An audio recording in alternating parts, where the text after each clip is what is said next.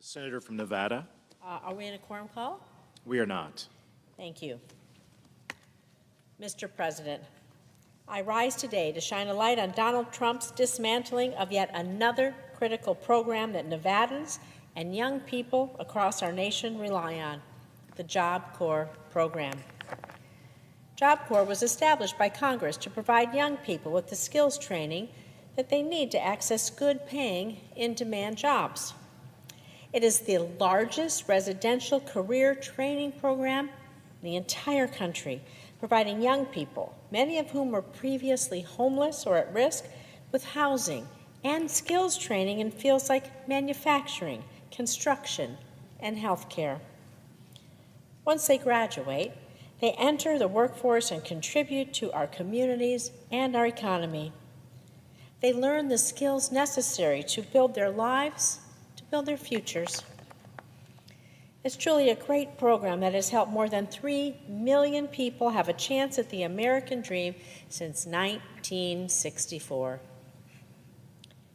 Unfortunately, Job Corps centers across the country received a stop work order at the end of last week that instructed them to close their doors and send all of their students back home, including Nevada's Job Corps campus, the Sierra Nevada Job Corps Center in Reno, Nevada. This is going to be devastating. Devastating for the tens of thousands of young people who are currently enrolled in all 50 states. The Trump administration, well, it claims it supports trade schools and job training.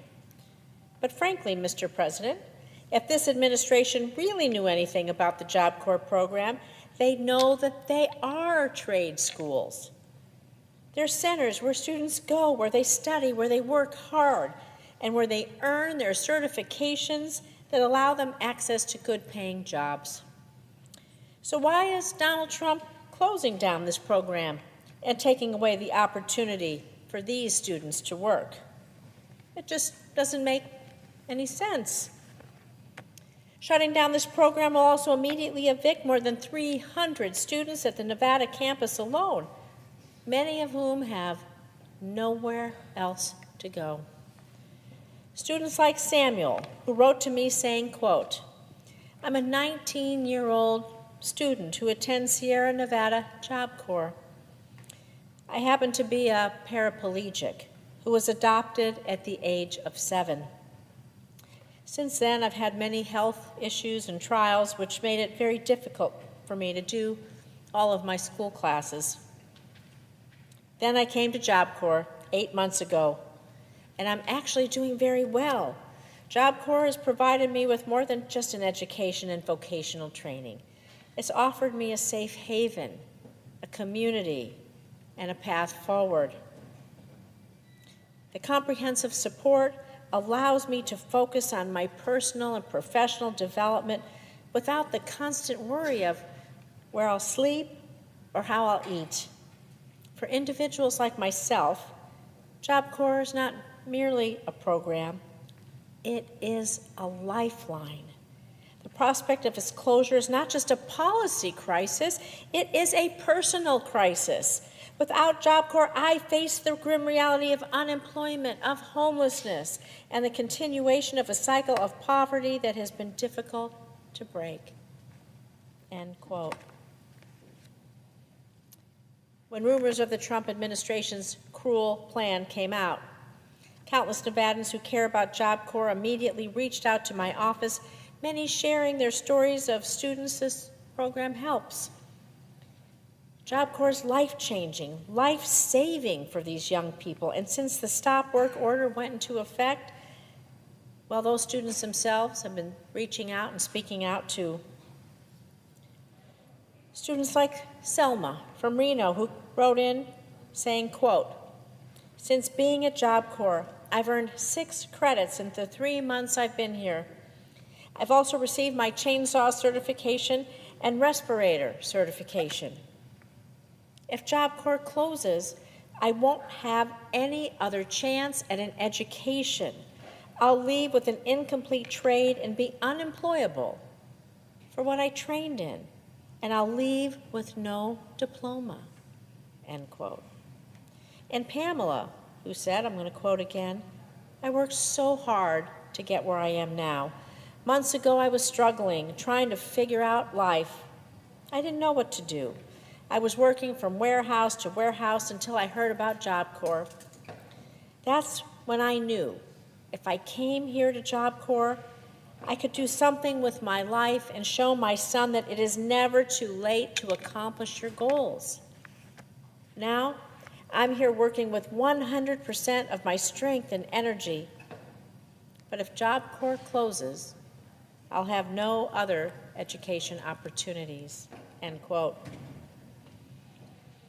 These stories are heartbreaking.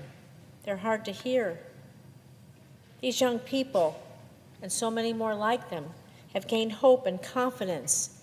And this administration is going after kids who want to grow, who want to learn, who want to work, who are trying to do the right thing. Students who are trying to do what they've been told their whole lives to do: get an education, work hard, to get a good paying job, and to be able to live the American dream.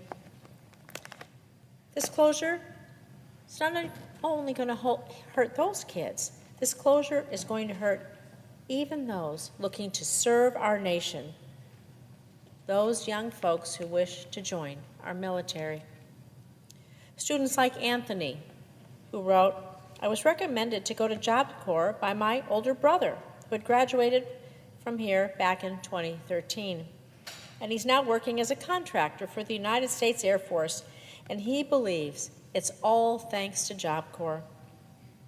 If Job Corps closes, I'll be at a disadvantage in my pursuit of joining the military, which is my goal. Without Job Corps, I will be unable to earn my diploma and unable to leave with the required certifications for the career I think will be amazing for my future," end quote. So now, just imagine, tens of thousands of students, just like Samuel, just like Selena, Pamela, and Anthony, who are working on building a better life for themselves, working hard. They want to build a better community for everyone. That's who the Trump administration is sacrificing. Students like Samuel, Pamela, Selena, Anthony. Kids who want to build a life for themselves. And for what and for who? Tax cuts for the ultra-wealthy. That's who. And as I share these stories, students at Sierra Nevada Job Corps are walking across the stage right now, which could be their final graduation. Meanwhile, sadly, this administration is working overtime to give billionaires like Elon Musk more government contracts, more money, and more tax breaks, and putting the American dream out of reach for thousands of students in need. It's putting their future and the future of our communities at risk. Again, I say, for what and for who is this sacrifice of our kids? It's to give billionaires a bigger tax break. And this program has support from both sides of the aisle. There are Job Corps centers in blue states and red states. And since 1964, this program has helped literally thousands of young folks build a career and build a life. And we cannot allow Donald Trump to end Job Corps and kill the dreams and opportunities for young people across our country. So I urge my colleagues in both parties to join me in supporting Job Corps and pledging to do everything we can do to fight back against any and all efforts to defund this critical trades program, a critical program for the lives of our young students. Thank you. Mr. President, I note the absence of a quorum. The clerk will call the roll. Ms. Also-Brooks.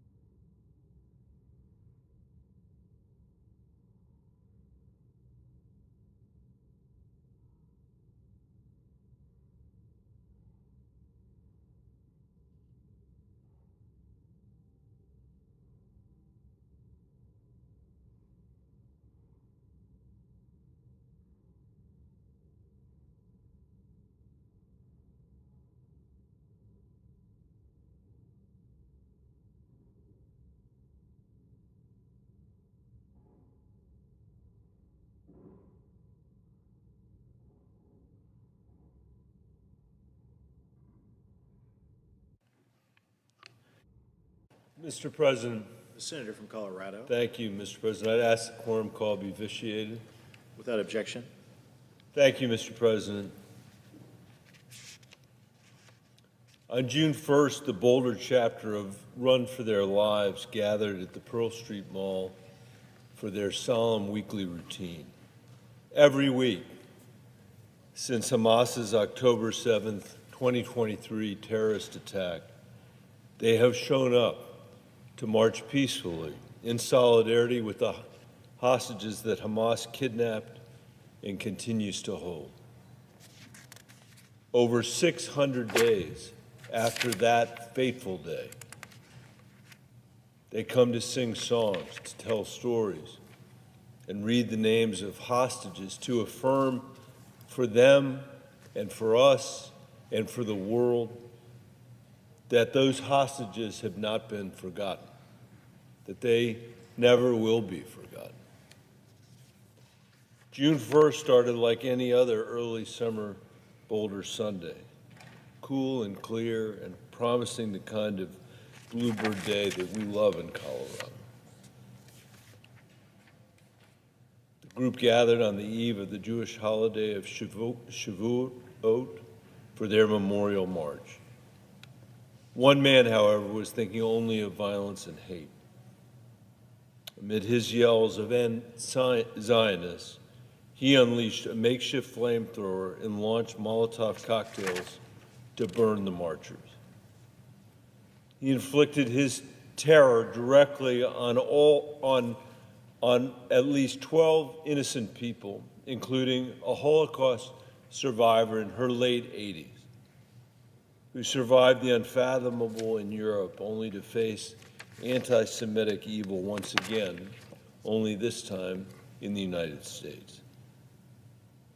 If there is any doubt that this was an anti-Semitic hate crime and an act of terror, the attacker has told investigators that, let me quote, he wanted to kill all Zionist people and wished they were all dead. He said he specifically targeted this group and that he researched and planned the attack for more than a year. He did not have some intellectual point that he was trying to make about Israel's politics. He was not trying to improve the lives of Palestinians. He simply wanted to kill Jews by burning them in the most painful way possible, and he knew where to find them.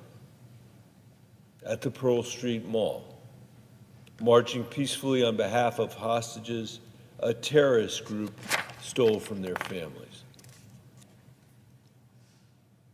America's founders built this country on the tenets of religious freedom and tolerance.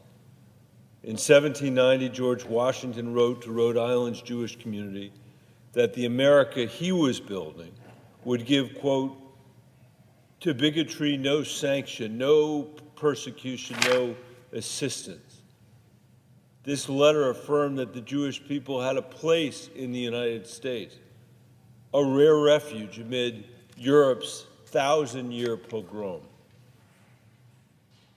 The United States, like all countries, has never always lived up to our lofty ideals, but it is our commitment to striving to become the city on the hill we proclaim to be that has long made this country a beacon to the world and different from almost all other countries in the world. It's why my mother emigrated here rather than somewhere else in Europe or the Western Hemisphere. It's why the world's weary dreamers still give up everything they have to seek a better life in the United States rather than crossing the Gobi Desert for China or the Eurasian steppe for Russia.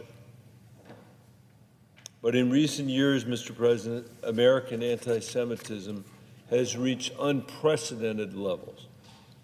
The Anti-Defamation League tracked over 9,300 anti-Semitic incidents across the United States last year, the highest number in 46 years of tracking. In 2024, anti-Semites made bomb threats against and vandalized synagogues, including in Colorado. They assaulted congregants at Jewish institutions. They targeted Jewish students with anti-Semitic threats. They protested Israeli policy and Zionism at synagogues, as if American Jews are responsible for the decisions made by a foreign government thousands of miles away. American anti-Semitism tends to spike when the Israeli-Palestinian conflict flares up, such as following Hamas's May 2021 and October 2023 attacks. But we cannot forget, Mr. President, that anti-Semitism is the world's oldest hatred. It long predates the Holocaust, let alone the October 7th or the recent D.C. and Boulder attacks. As the Ukrainian Jewish author Vasily Grossman, the first journalist to see the Nazi death camp Treblinka, wrote in the mid-20th century, anti-Semitism has been as strong in the age of nuclear reactors and computers as in the age of oil lamps, sailing boats, and spinning wheels. Anti-Semitism, even American anti-Semitism, is an ancient prejudice indeed. It is not some kind of knee-jerk response to Israeli policy. Anti-Semites in America do not aim to make profound points or philosophical points about Israel by throwing Molotov cocktails at elderly Coloradans or gunning down a young couple leaving an event about Middle East peacekeeping in our nation's capital. No, these anti-Semites use events in the Middle East as an excuse to express their latent anti-Semitism, their medieval hatred of Jews, who they blame for some swath of society's ills. They want to harm Jews, to add more tragedy to the family histories of a people whose collective chronicle is already overstocked with victims, to say the least. The Boulder attack, the recent D.C. shooting, and the thousands of anti-Semitic incidents across the United States over the last few years are a direct result of anti-Semitic rhetoric that has been left unchecked.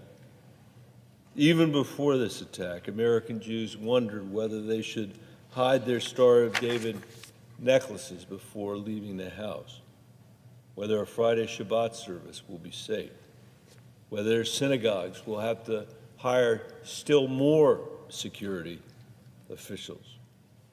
This omnipresent fear of anti-Semitic violence makes it impossible for Jews to feel safe in a non-Jewish America and in a non-Jewish world. And this fear produces behaviors like hiding one Star of David or avoiding Jewish events on a college campus, where a dean says the school can't guarantee Jewish students' safety, that amount to what the historian Simon Schwama has called a passive deprivation of basic civil rights. Yet, how else, Mr. President, are American Jews supposed to react when American Semitism has reached record levels? When a terrorist massacres congregants at a Pittsburgh synagogue?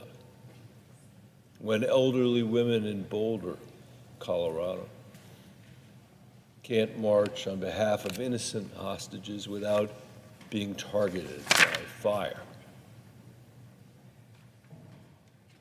It is long past time that all American and political and community leaders come together to affirm that this fear is unacceptable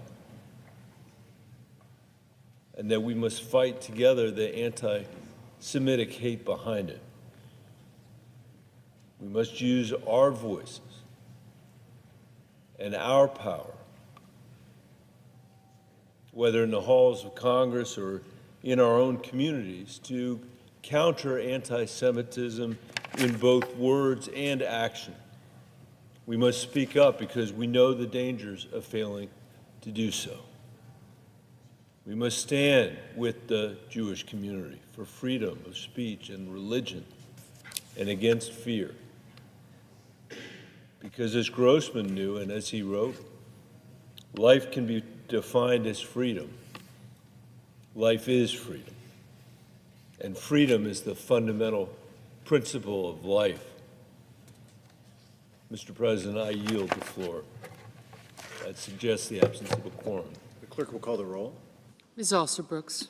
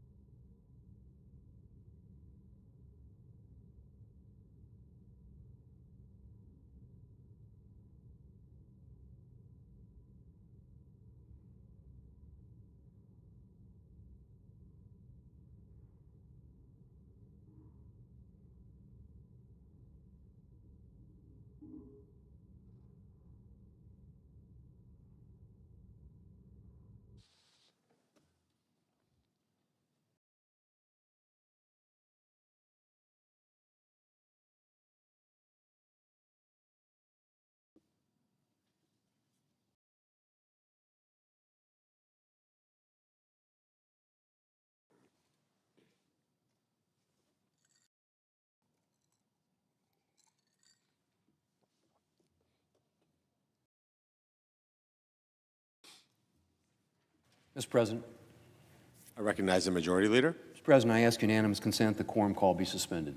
Without objection. Mr. President, we're entering the 6th month of Republican leadership in Washington. We've already delivered some significant wins for the American people, and there's so much more on the way. When this Congress began, we got right to work getting President Trump's cabinet in place. We confirmed 21 cabinet positions at a faster pace than any administration since George W. Bush. The Republican Senate has confirmed 68 civilian nominees so far this year, the most since the Obama administration. Secretaries, administrators, deputies, undersecretaries, 11 ambassadors to postings around the globe, the most diplomats confirmed at this point since 2001. And our committees continue to work hard to refer additional nominees to the floor. Mr. President, the Senate's also passed a number of bills already this year. In the first few weeks of this year, we took up the Laken Riley Act, a bill to require that law enforcement detain an illegal immigrant caught shoplifting or stealing. We had an amendment process on the floor, a process that made the bill stronger. And the bill that the Senate ultimately passed and President Trump signed into law requires detention for illegal immigrants who assault law enforcement or seriously injure or kill a person, as well as for those caught stealing, like the illegal immigrant who murdered Laken Riley last year. We also passed the HALT Fentanyl Act to permanently schedule fentanyl-related substances as the most deadly type of drug and give law enforcement a critical tool to prosecute those who bring these deadly substances into our country and peddle them in our communities. Last month, President Trump signed Senator Cruz's Take It Down Act into law to combat non-consensual explicit images made with AI and shared online. And the Senate is continuing consideration of the Genius Act this week so that the United States can continue to be a leader in financial innovation and Americans can exercise financial freedom with confidence. Mr. President, the Senate has also been working to repeal burdensome Biden-era regulations. We've passed 18 now Congressional Review Act resolutions targeting regulations that would raise costs, destroy jobs, and reduce choice for the American people.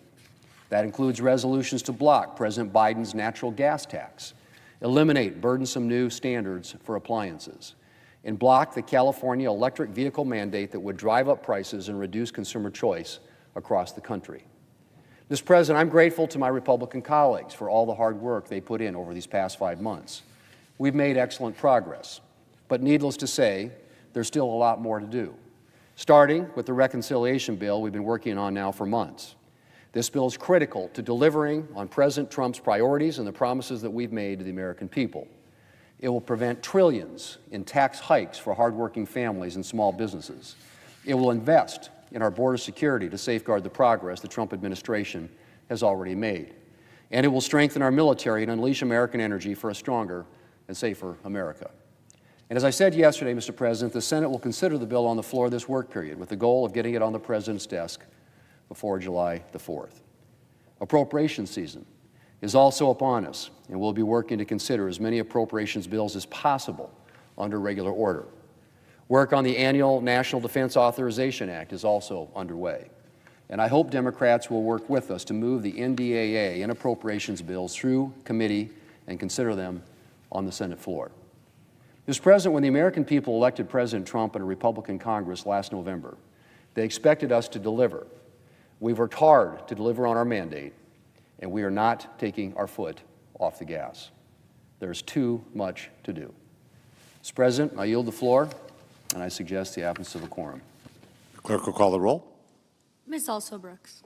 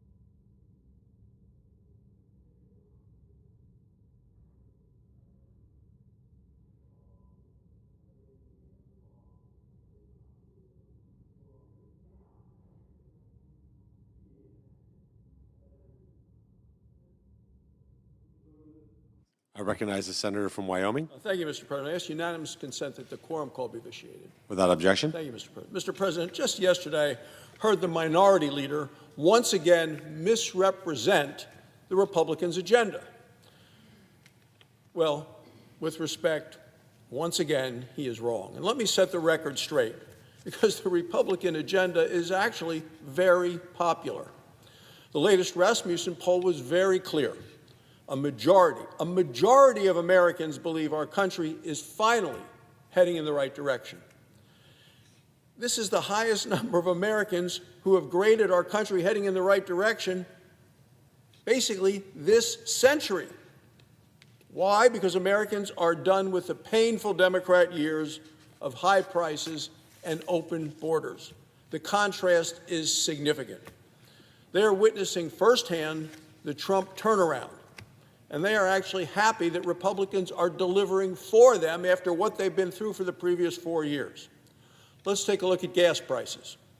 Gas prices were 50 cents a gallon cheaper this year than they were Memorial Day last year. So families now save about $10 every time they fill up, and they're going to feel this relief all summer long. And Senate Republicans are adding to the success. We're working on the bold agenda to make America stronger, safer, more prosperous, more affordable.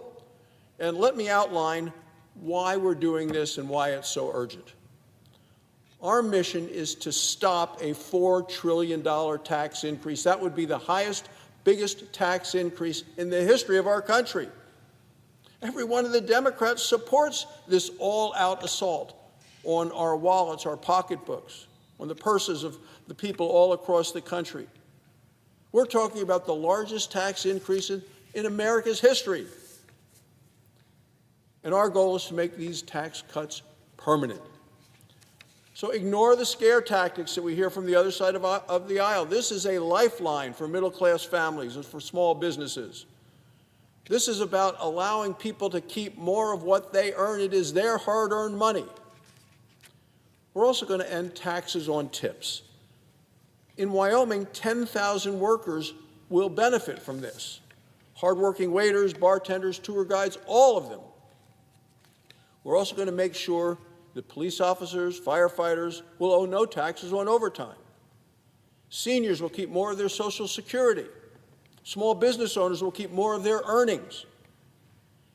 We will also relieve them of these incredible paperwork burdens that are a drag on their ability to build their businesses. Republicans will also strengthen and preserve Medicaid for the Americans who need it the most. This means 1.4 million illegal immigrants will stop receiving taxpayer-funded Medicaid benefits.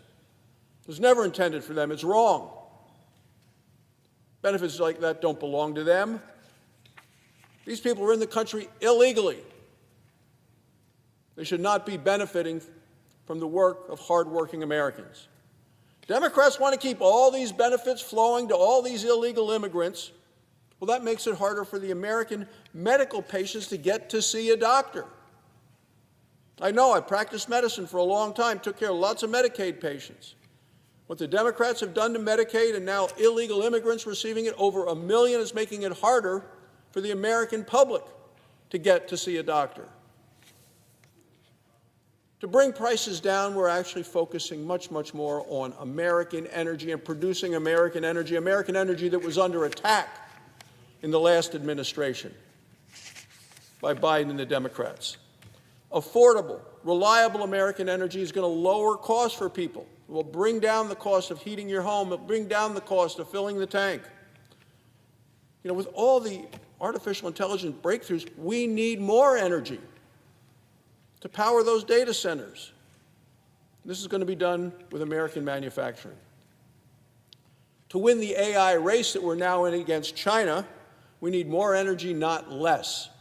Republican policies will make America energy dominant once again. Republican policies will also invite the world to build and invest right here at home in America. No more outsourcing our energy or our innovation or our destiny. Americans will be in charge. On border security, Republicans are resolute. We'll finish the wall, deport criminal illegal immigrants, and stop the flood of illegal fentanyl that is destroying and killing communities around our country.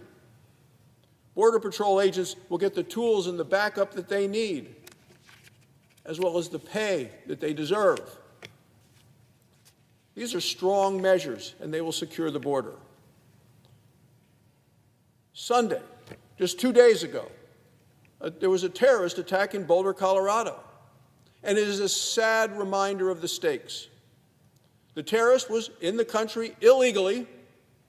He was here because of open border policies of the Biden administration and the Democrats, one they want to continue. Every Senate Democrat right now in this body has voted to keep the borders open and opposed securing the borders. This terrorist overstayed his visa. Joe Biden and the Democrats never kicked him out. Actually, they gave him a work permit. And even that is expired. And what do we know now? We know that investigators have found that he has planned his hateful anti-Semitic attack and was planning it for over a year. And he targeted Jews. He screamed, "Free Palestine." 12 people were injured. 8 were hospitalized. Among the victims was an 88-year-old Holocaust survivor. This is the human cost of dangerous Democrat policies. Republicans will make our cities sanctuaries of safety, not sanctuary cities, not dens of crime and chaos, which is what Democrats have welcomed. Republicans are also rebuilding our military might. Our bold legislation will make our military the strongest fighting force in the world. Our military will be lethal, intimidating, and ready to fight. We're also investing in a Golden Dome for America. This revolutionary missile shield is vital for our nation's security. It's going to stop a deadly threat from adversaries who want to threaten the American people and our nation as a whole. That is deterrence. That is restoring peace through strength. This is the bold Republican agenda that we are fighting for: cutting taxes on tips and overtime and Social Security, stopping the largest tax increase in history, strengthening and preserving Medicaid, ending taxpayer-funded benefits for illegal immigrants, securing our borders, creating safer communities, providing for a strong national defense, and once again making America energy dominant. Democrats oppose all of these improvements to our nation. Why are Democrats for open borders? I wish they'd come down and explain it. Why are Democrats for a $4 trillion tax increase? I'm waiting for them to speak up. Why are Democrats for taxpayer-funded health care for 1.4 million illegal immigrants? I'll tell you why. It's because they're absolutely out of touch with the American people. Americans voted to get the country back on track. Senate Republicans are getting it done. And we are building a future of safety and prosperity for all Americans. Thank you, Mr. President. I yield the floor and note the app. The clerk will call the roll. Ms. Alsobrooks.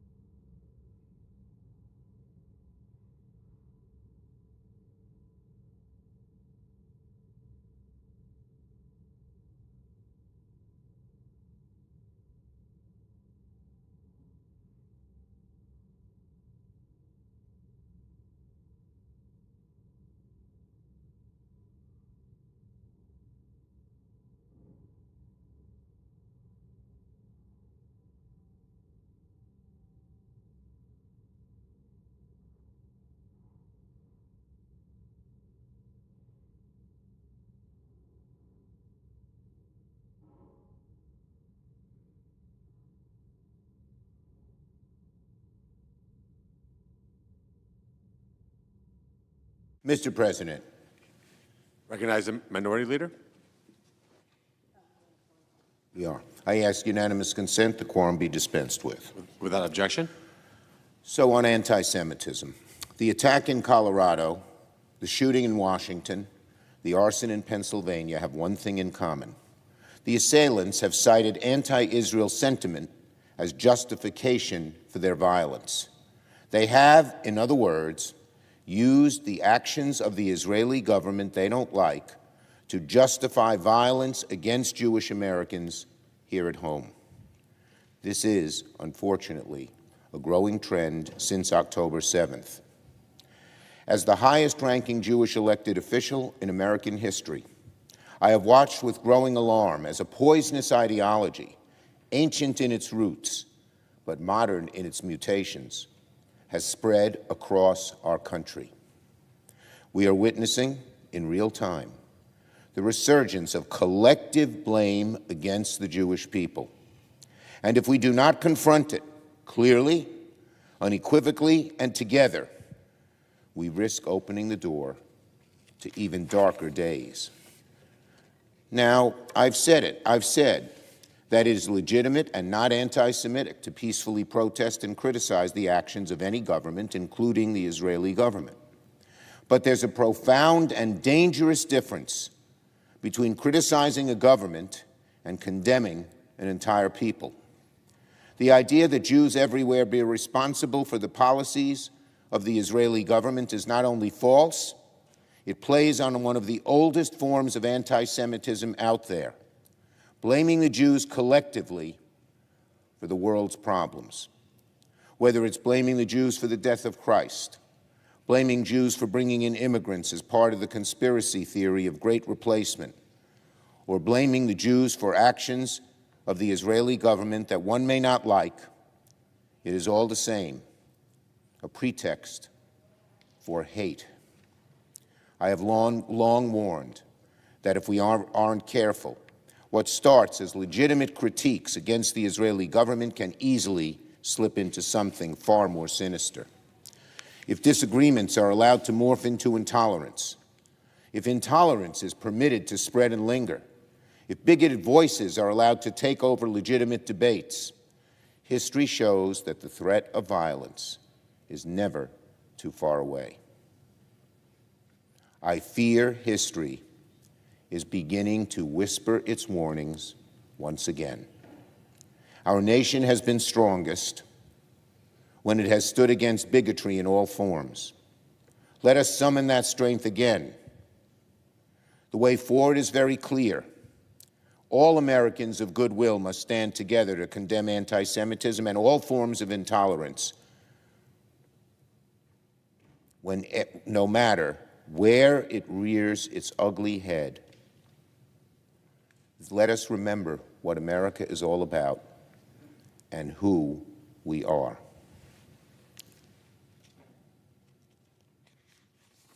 On health care.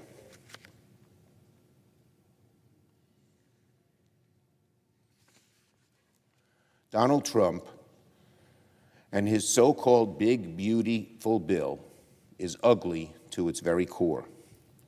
Behind the smoke and mirrors lies a cruel and draconian truth. Tax breaks for the ultra-wealthy, paid for by gutting health care for millions of Americans. Over the past few days, Donald Trump has tried to sell this bill to Republican senators with a new lie. He's been telling Republican senators and the American people that no one will lose coverage, that no benefits will be slashed, that the bill won't harm recipients. Let's call it what it is, a lie. People will lose coverage. Millions will. Donald Trump is lying to the American people when he says no one will lose coverage under this ugly bill. There is no way for Republicans to seek the cuts they want without removing millions of people off their health care in one way or another.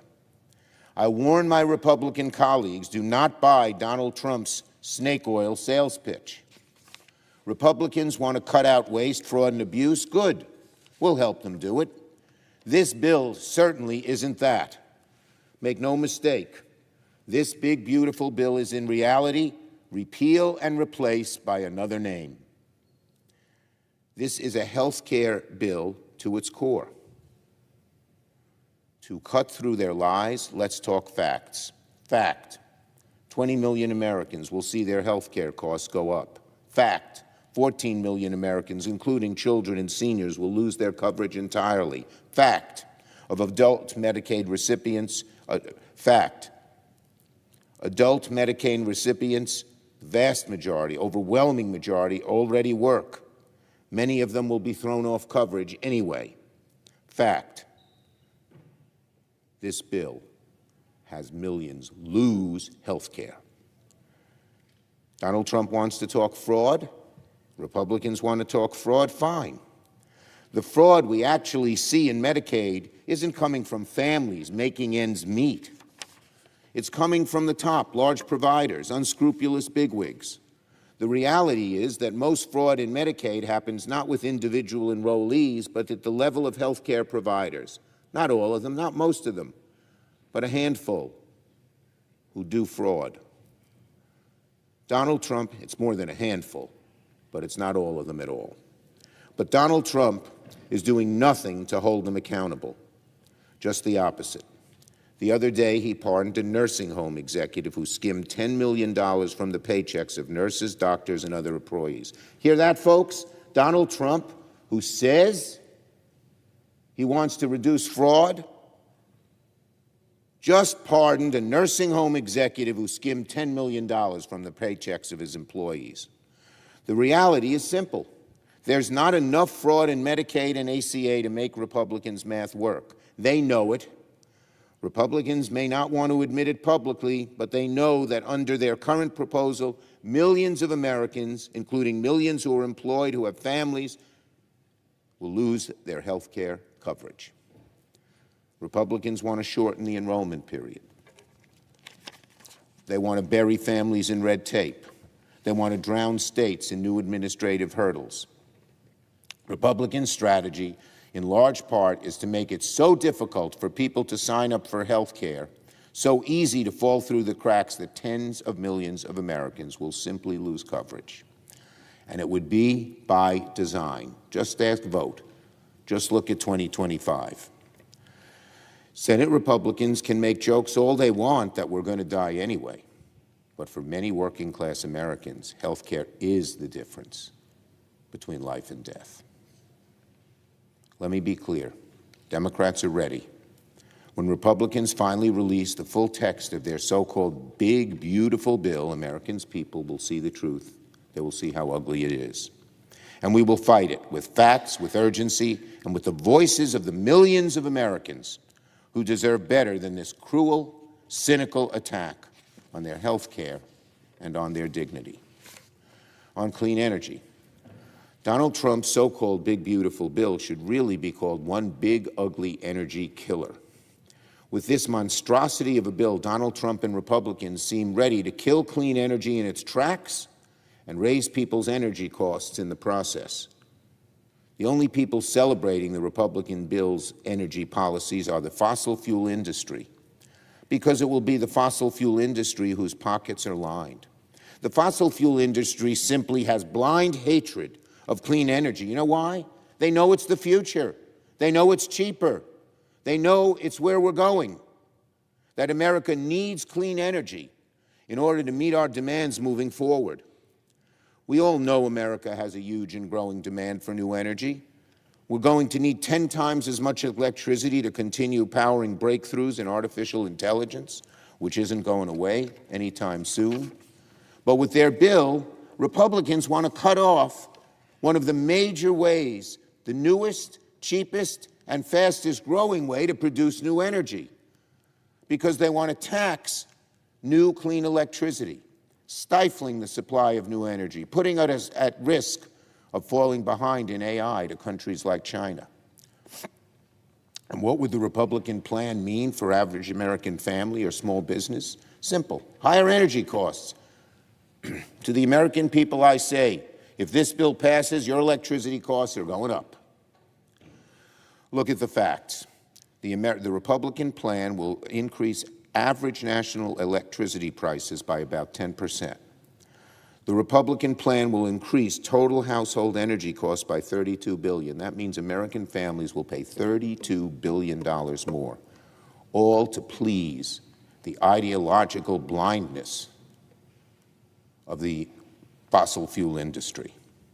And that's not to mention that the Republican plan would cost America about 800,000 jobs by 2030, all across America in red states and blue states. What a terrible price to pay just to lower taxes for the ultra-rich, just to line the pockets of the fossil fuel industry, to satisfy the ideological hatred that fossil fuel industry has for clean energy, and to lose out on American energy dominance. On Iran. Yesterday, I called out President Trump for, on the one hand, telling the public his goal is to fully dismantle Iran's nuclear facilities, but then, on the other hand, secretly negotiating a side deal that will allow the Iranian regime to keep enriching. Well, it looks like we got his attention because he followed up by denying this report in an all-caps tweet storm. The old saying is, trust but verify. In this case, Congress must verify. The administration must clarify what they might be hiding from the American people in this secret side deal. Steve Witkoff and those negotiating this deal should testify before Congress and answer a simple question. Is there a secret side deal that will allow the Iranian regime to continue enriching uranium and that empowers the regime's nefarious activity or not? Any deal between the U.S. and Iran must be one Congress can fully and transparently evaluate. I yield the floor. Note the absence of a quorum. The clerk will call the roll. Ms. Alsobrooks.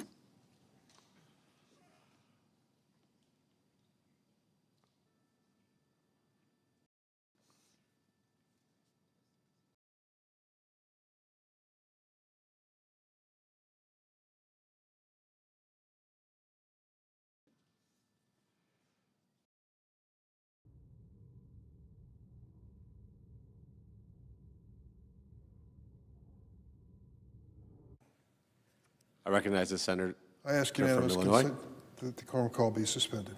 Without objection. Madam President, Mr. President, last month the Senate voted to proceed to the Genius Act, a bill that would regulate the type of cryptocurrency called stable coins. Stable coins are supposed to tie the value of crypto to the value of a dollar. But in 2023 alone, stable coins differed from the value of a dollar more than 600 times. Not only are stable coins and cryptocurrencies volatile, but the industry has a reputation for scams and fraud. The Federal Bureau of Investigation, FBI, recently reported that last year, 2024, crypto-related crime was up 66%, and Americans lost, now get this, $9.3 billion to crypto scammers. Nearly 150,000 complaints were filed involving crypto fraud, including more than 6,000 in my home state of Illinois. How does it work? Your mom's at home, and in comes a phone call. And the person on the phone call says, Mrs. D, I work for so-and-so, usually a government agency, and I'm calling you to alert you that you missed your jury duty this month. You were supposed to show up to the courthouse to serve on a jury, and you didn't show up. And of course, your mom knows nothing about that and says, I didn't see that I was supposed to be there. Yes, the legal notice was sent to you, and now a fine is going to be imposed on you for failing to show up for jury duty. Oh my, how much? $5,000. You can pay that fine and you don't have to go to trial. Well, how am I going to pay that fine? You're going to go to the local grocery store at the exit to an ATM, crypto ATM machine. How many of those do we have in the United States? 30,000 crypto ATM machines? You may not have noticed them in the store, but as you're checking out many times, there they sit. And what is your mom supposed to do when she goes to this grocery store, to the crypto ATM machine? She's supposed to deposit $5,000 and sometimes much, much more into this machine so that she's buying a stable coin. but she doesn't get the stable coin. She directs it to the wallet of the scammer. So she's out $5,000 or more, thinking that she's paying a fine to avoid a trial, and because she didn't show up for jury duty she didn't know anything about. Does that sound preposterous? It's not. It happens over and over and over again. These crypto ATM machines are the vehicles that are used for defrauding people, primarily senior citizens, to put in thousands and thousands of dollars and never get any pennies back because it's all phony, it's all a scam. More than a third of all filed complaints involving crypto fraud were filed by Americans over the age of 50. Many of these scams were facilitated using these crypto ATM machines. You may be wondering what a crypto ATM is. You pass by them at the store, your place of business, and you may not have noticed them, but they're there. They are located in that local grocery store or gas station and look like a normal ATM machine, except they allow customers to deposit cash to purchase cryptocurrency, including stable coins, and they could ruin someone's life in an instant. Many times you don't hear about it because your mother, having been scammed over the phone and deposited thousands of dollars of her life savings, is too embarrassed to tell you. In fact, 7 of the largest crypto ATM operators sell these stable coins. These crypto ATMs become a favorite tool of scammers because once a victim purchases crypto and transfers it to the criminal's digital wallet, it can be virtually impossible to trace or to retrieve. These scammers follow the same playbook. They call an unassuming victim, pretending to be from the victim's bank, tech support, or some government agency. They impersonate government officials. Just fair warning, and I say this because we receive a lot of calls in the office about scammers on the phone. Major agencies of the federal government are never going to call you on the phone. The IRS, Social Security, and such. They send written notices, and they should. So if it's a fast-talking person on the telephone that says they're from a federal agency, be careful. They may tell the victim they owe money for skipping jury duty or need to pay bail to get their child or grandchild out of jail. It happened in my family, exactly that scenario. Or they may tell the victim there's a fraudulent activity on their bank account or computer. It happened to me one night. My cell phone starts ringing, I answer it, and this fellow says he's from my credit union. He wanted to question a transaction. And I'm thinking, I've never had my credit union call me, ever. What is that all about? Well, after a while, I was dubious. He hung up on me. The victim, however, often doesn't realize the fraudulent activity is even occurring. Meanwhile, they scramble to figure out what to do, and the scammer tells them, you can just pay the fine at the crypto machine, and here's where to go to use that service. Through it all, the scammer runs them through everything they need to know to take their life savings, thousands and thousands of dollars, and to insert it in this cash into this machine, this crypto ATM machine, sometimes hundreds of thousands of dollars. They purchase cryptocurrency and send it off to the scammer's digital wallet, never to be seen again. Once that happens, the money is gone. There is no way to get it back, and there's little hope in tracing the transaction to the actual scammer. These types of scammers led to nearly $247 million in losses last year, 31% increase over the previous year. And the crypto ATM companies know their kiosks facilitate this fraud. I'm not a big fan of vaping, but I do want to say this. There's a vaping store in my hometown of Springfield, Illinois, that finally despaired of all of the older people who came in tears shoveling money into the crypto ATM machine. The owner of the premises was getting $300 a month for allowing crypto ATM machines in his business, but he couldn't take it anymore. Too many people were clearly being scammed, and he was party to it, and he had it removed. A large crypto ATM operator, Bitcoin Depot, wrote in its filing with the Securities and Exchange Commission exactly what I've said. And they said, our products and services may be exploited to facilitate illegal activity, such as fraud, money laundering, gambling, tax as a confession that you can get. The SEC filing, though revealing, doesn't give the whole picture. It doesn't tell the actual human story. Imagine a person who's retired, up in years, worried from day to day whether the Social Security check is going to stretch far enough, and now loses thousands of dollars in their life savings to the scam. In Illinois, an elderly woman with MS lost $40,000, her entire life savings, to a government grant imposter scheme facilitated by a crypto ATM. Since the woman can't get around very well, listen to this. The scammer called an Uber to pick her up and drive her to the local crypto ATM machine. How kind to drive your victim straight to the crime. They took her personal information as well. She's devastated since this is all the money she'd been able to save in her entire life, and there is no way to recover it from the crypto ATM. Elaine, 76-year-old woman from Florida, a victim of crypto ATM scam after her late husband's death. She looked up the Apple support number to try to secure his Apple accounts, but unfortunately the number she called was an imposter. The criminal convinced her that she was the victim of identity theft and told her to immediately take $30,000 out of her bank account and deposit it into a crypto ATM. Now she's recovering not only from her financial loss, but also from the loss of her husband. Many states, including Minnesota, Iowa, and North Dakota, have decided to make a move since Congress has not.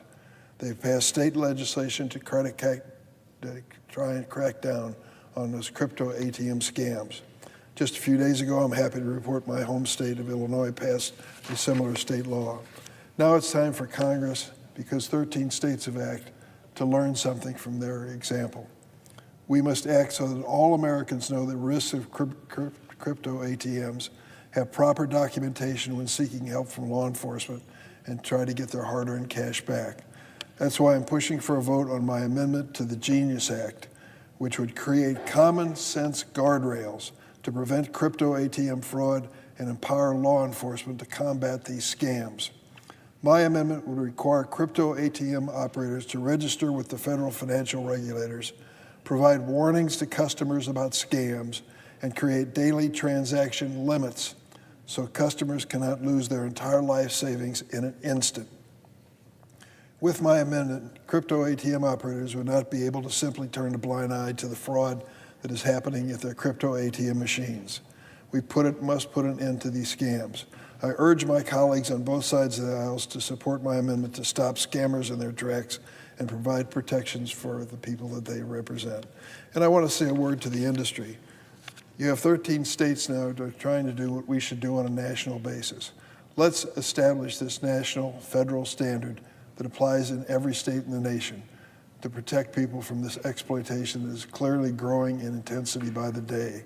Let's protect senior citizens and many others who've been scammed using crypto ATM machines.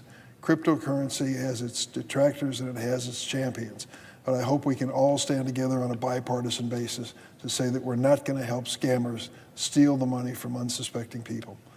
Mr. President, I yield the floor and suggest the absence of a quorum. Clerk will call the roll. Ms. Also Brooks.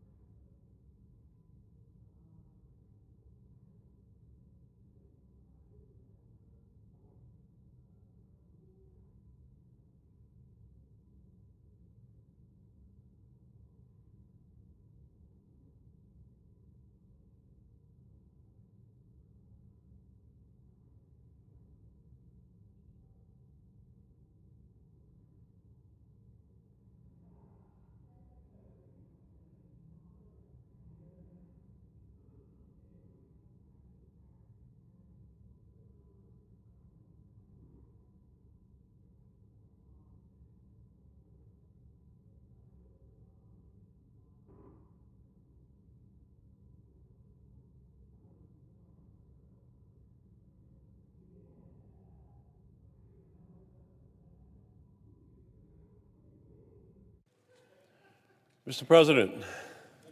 Senator from Massachusetts. Mr. President, I ask for a vitiation of the quorum call. Without objection. Thank you, Mr. President. Mr. President, I rise today to discuss the critical need for regulation of artificial intelligence. This work period, the Senate is poised to take up the House's reconciliation package, a disastrous proposal that strips health care away from tens of millions of Americans and dismantles our country's clean energy revolution, all to deliver tax cuts to billionaires. But buried nearly 300 pages into this bill is something quite shocking: a blanket 10-year ban on state and local governments from regulating artificial intelligence. That's right. Rather than proposing any plan to address the risk of this powerful and fast evolving technology, my Republican colleagues have chosen to block the states, to block local governments from acting. They don't want to do anything, but they want to block anyone else from acting as well.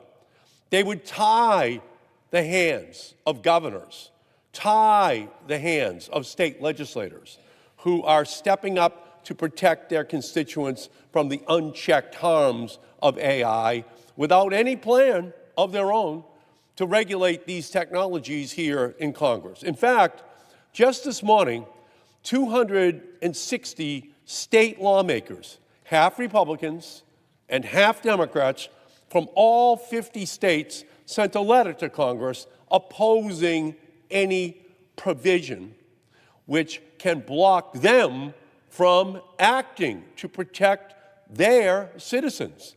And just a few weeks ago, 40 state attorneys general sent a similar letter to congressional leaders urging Congress to reject the 10-year moratorium. These state leaders are right. This provision would be devastating for our country. The broad preemption language could prevent states from prohibiting social media platforms from targeting teenage girls with ads for dangerous weight loss drugs, enacting common sense protections against algorithms that unjustly deny a senior citizen medical care, and safeguarding workers from discriminatory hiring practices driven by biased AI tools. One expert warned that the language is so sweeping that it could undermine contract law and break the internet itself. So let me be clear. This is a recipe to repeat the failures from the last decade, failures driven by our failure to hold big tech accountable for its abuses.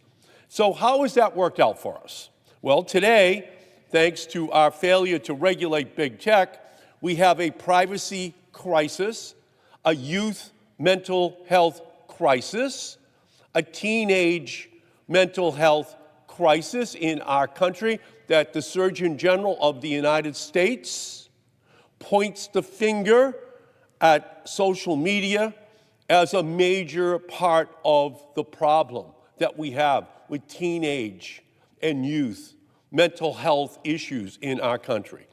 So thankfully, in the face of federal inaction, states have led.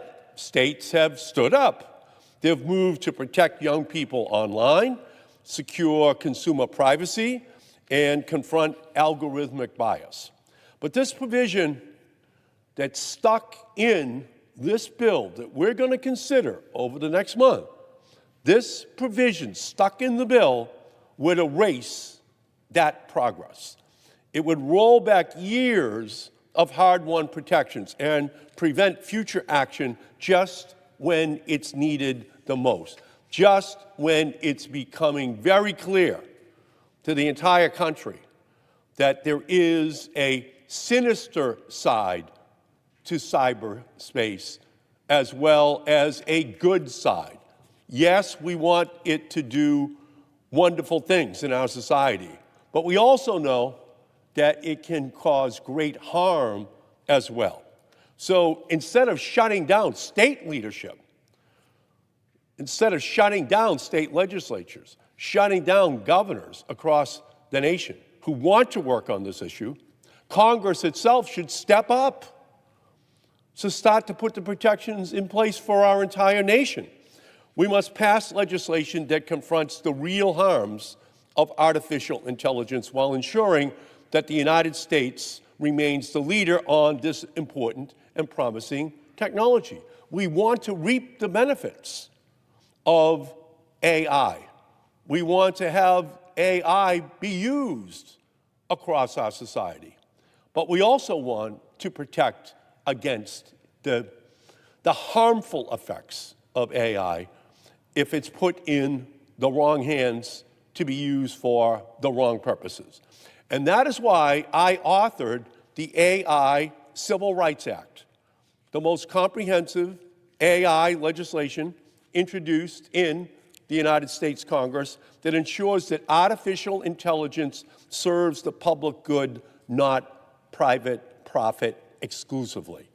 The bill would ensure that the AI age does not supercharge the bias and discrimination already prevalent today. And specifically, my legislation establishes new rules when companies use algorithms to make decisions on jobs, on housing, on health care, on banking, the criminal justice system, and other important aspects of our lives. The AI Civil Rights Act is a balanced approach that requires companies to detect and address bias in their algorithmic decisions without stifling innovation.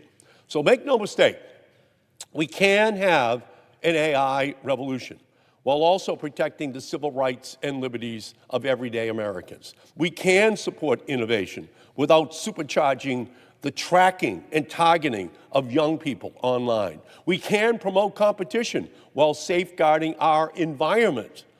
But with their blanket 10-year ban on state AI regulation, Republicans are choosing a sledgehammer over a scalpel.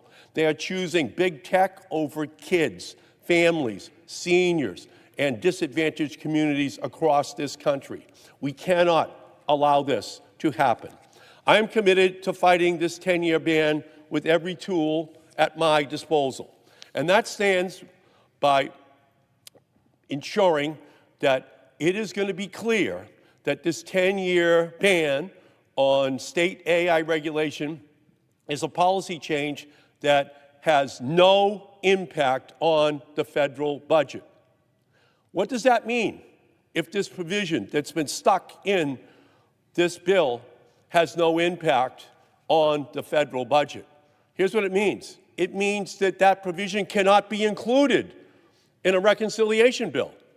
If Senate Republicans keep the House language in their reconciliation bill, I will raise a point of order against it. I will raise a point of order saying that it is in violation of our rules that this kind of a change can be built into this legislation.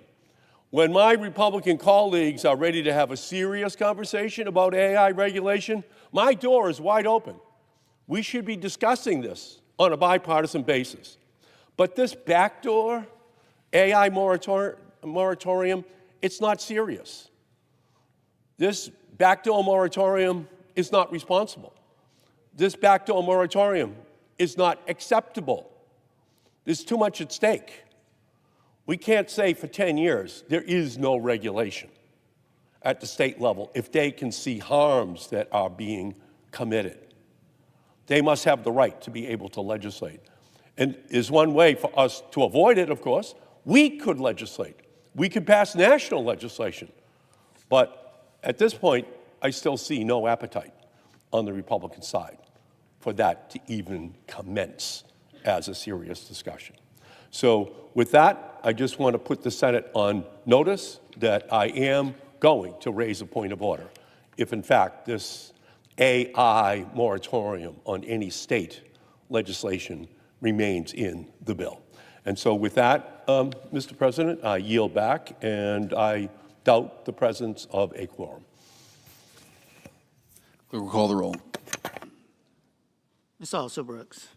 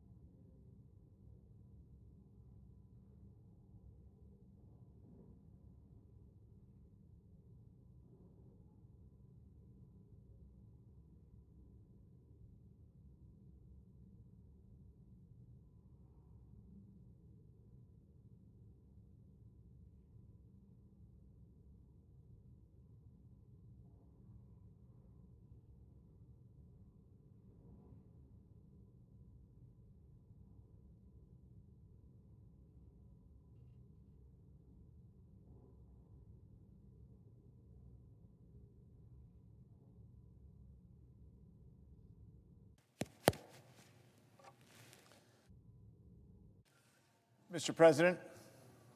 Senator from Colorado. Mr. President, our Colorado community. Senate's in a quorum call. Can we suspend the quorum call? Without objection. Mr. President, our Colorado community is reeling from a heinous hate crime against the Jewish community in Boulder, Colorado.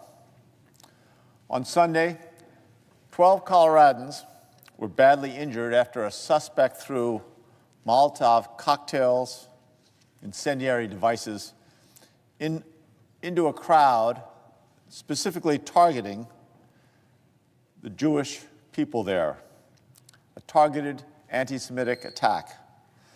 The 12 individuals were part of a peaceful march in Boulder that happens every week to call for the release of Israeli hostages in Gaza. The suspect has since told investigators that he planned the terrorist attack for over a year, that he specifically wanted to target the Run for Your Lives, Run for Their Lives group, this group that had been meeting every week, lobbying for the release of hostages. The bottom line, this attack was not random. It was a deliberate hate crime against the Jewish community that was planned for months. The scope of that hatred is unconscionable. These were men and women who dedicated their time to advocating for innocent hostages who have been now held in captivity for over 600 days. Most importantly, the demonstrators were motivated by a desire for peace and were operating in a peaceful fashion. Let me repeat that these men and women wanted peace. Instead, they were met with horrifying and senseless violence. The upswing in violence targeting the Jewish community needs to be condemned at every level. And now, anti-Semitism and the hate that comes with it has taken root at home in Colorado. But Colorado's not alone. Our country is still mourning the recent assassination of 2 Israeli embassy staff members who were shot as they exited an event at the Capitol Jewish Museum just a little over a week ago. And just this past April, the Pennsylvania governor's mansion was firebombed as Governor Josh Shapiro and his family celebrated Passover inside. And these are just a few of the recent and most visible anti-Semitic attacks. According to the Anti-Defamation League, anti-Semitic incidents have reached a record high since the October 7th, 2023 attack. It is absolutely unacceptable for anti-Semitism to exist in our country. And yet, the Jewish community in Colorado and the Jewish community across the United States has to live with the daily fear of targeted terrorist attacks and escalating calls for violence against the Jewish people. We need to do more to protect the Jewish community in Colorado and across the country and make sure that they feel safe in the aftermath of this horrific attack. Across the country, Jewish people are angry, they're terrified. Jewish Coloradans woke up this morning feeling unsafe to go to school, unsafe to go to work, wondering what and if there's a path forward. In 1967, Dr. Martin Luther King Jr. wrote, and I quote, "The ultimate weakness of violence is it is a descending spiral, begetting the very thing it seeks to destroy. Instead of diminishing evil, it multiplies it." Colorado has always been a state that embraces difference and always will be. The answer to this violence is not to turn to the comfort of simple or black and white answers, backing into our corners and spreading more fear and more hatred. Now is the time to double down on our commitment to unity in the face of our differences. It is the only way we can guarantee safety and peace for our Jewish community and for every community. Now, what does that mean in real terms? It means fully investigating this hate crime and making sure the suspect is fully prosecuted to the fullest extent of the law. It means zero tolerance for anti-Semitism in Colorado's schools, our workplaces, in our public spaces. It means taking a lesson from the 12 demonstrators who were victims in Sunday's attack. Through peaceful action, they stood up their beliefs. They supported one another and helped our country take small but meaningful steps forward. They wanted to end this descending spiral of violence. The rest of us should do as well. Thank you, Mr. President. I yield the floor. Mr. President. Senator from Idaho. Mr. President, I ask unanimous consent to waive the mandatory quorum calls with respect to the Hooker and Marks nominations. Without objection. The question occurs on the Duffy nomination. Is there sufficient second? There appears to be. The clerk will call the roll. Ms. Also Brooks, Ms. Baldwin, Mr. Banks, Mr. Barrasso.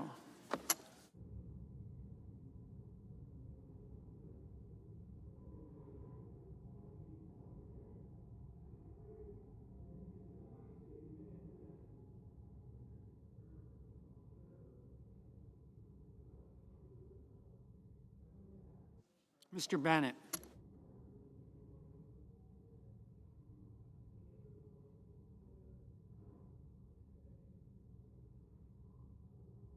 Mrs. Blackburn.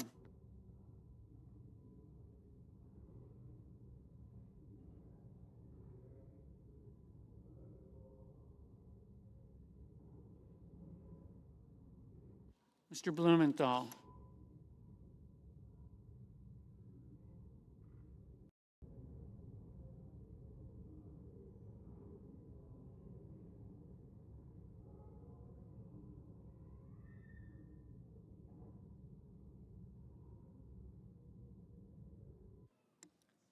Mr. McCormick, Mr. Merkley, Mrs. Moody,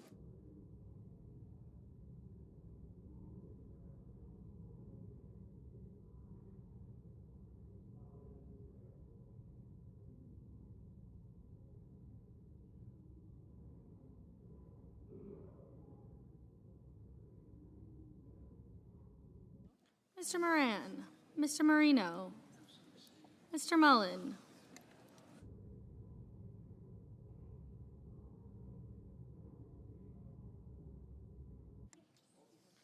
Ms. Murkowski, Mr. Murphy, Mrs. Murray, Mr. Ossoff, Mr. Padilla, Mr. Paul, Mr. Peters, Mr. Reed,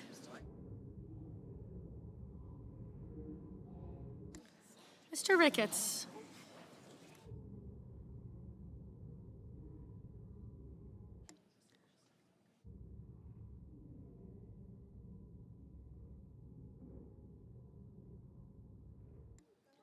Mr. Risch, Ms. Rosen, Mr. Rounds,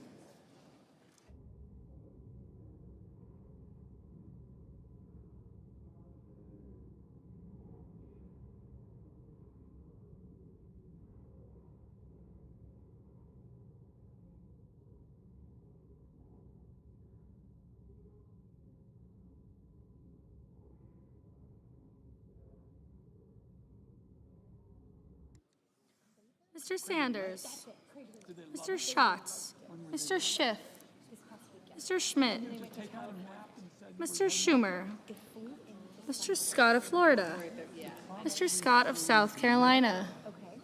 Mrs. Shaheen.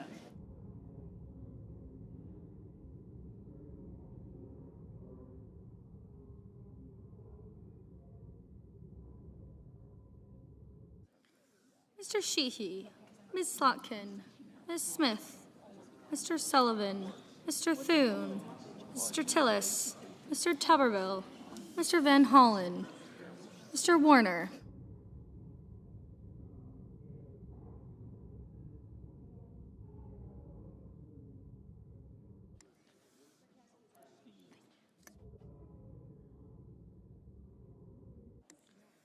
Mr. Warnock, Ms. Warren, Mr. Welch, Mr. Whitehouse.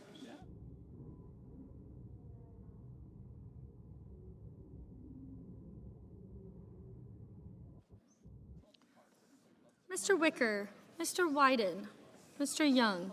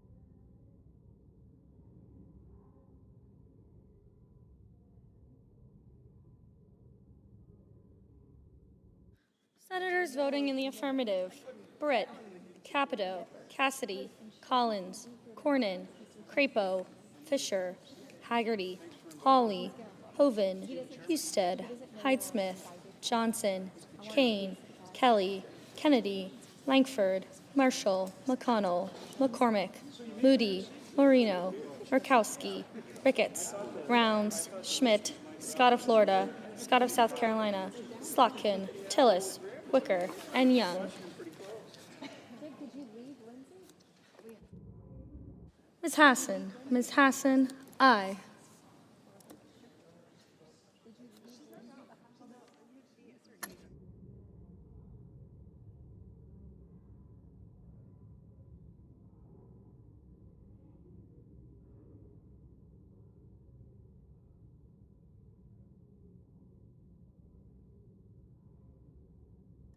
Senators voting in the negative: Baldwin, Bennett, Glenn Rochester, Booker, Cantwell, Duckworth, Gillibrand, Hirono, Kim, Lujan, Markey, Merkley, Schiff, Smith, Warnock, Warren, Whitehouse, and Wyden. Ms. Rosen, no. Ms. Alsobrooks, no.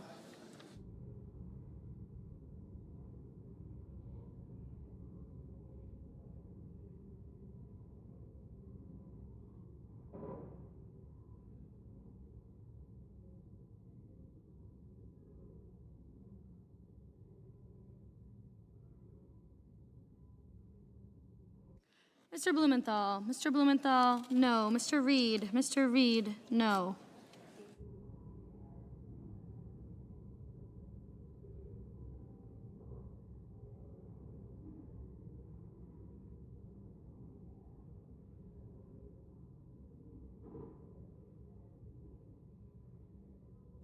Mr. Cruz, aye.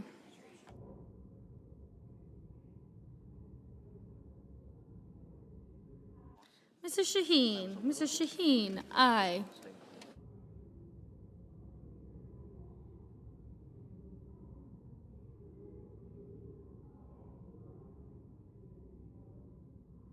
Mr. Welch, no.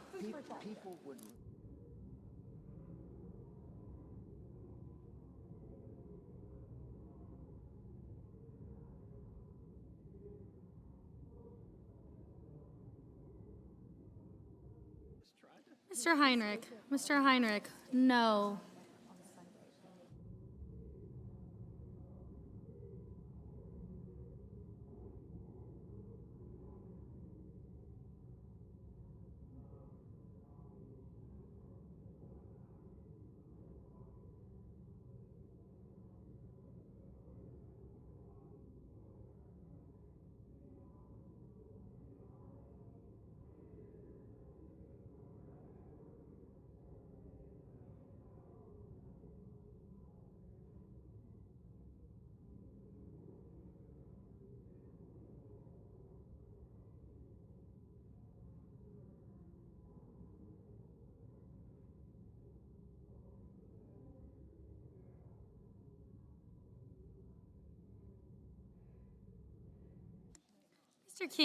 Mr. King, aye. Mr. Peters, no.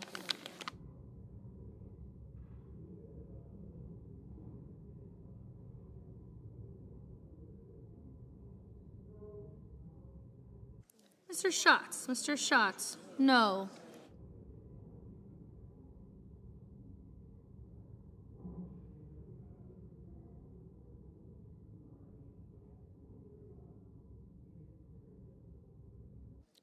Mr. Hickenlooper, no.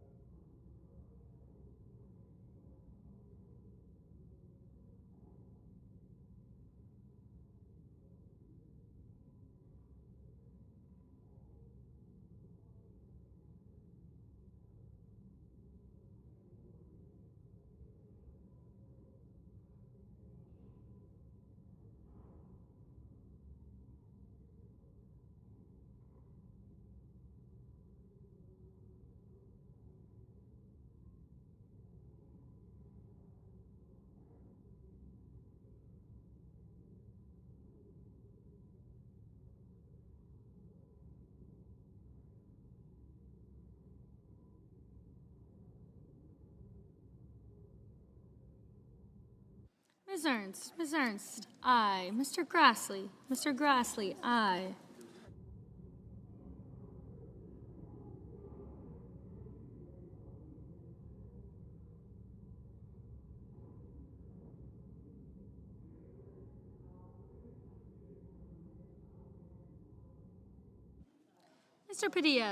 Mr. Padilla, no.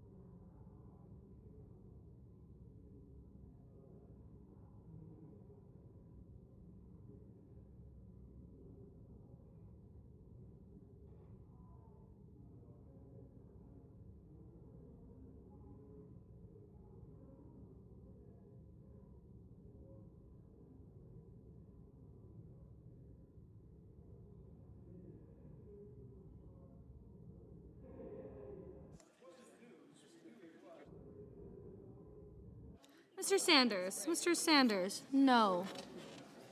Mr. Warner, aye.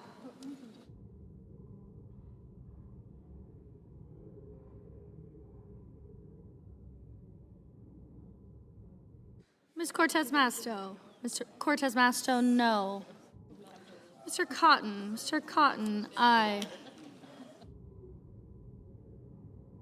Mr. Barrasso, aye.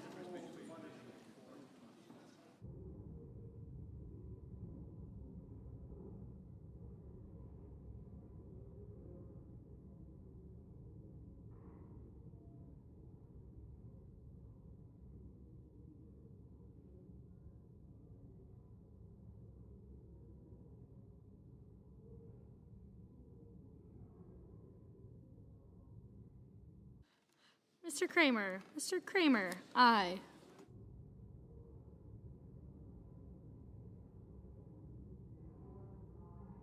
Ms. Lummis, aye.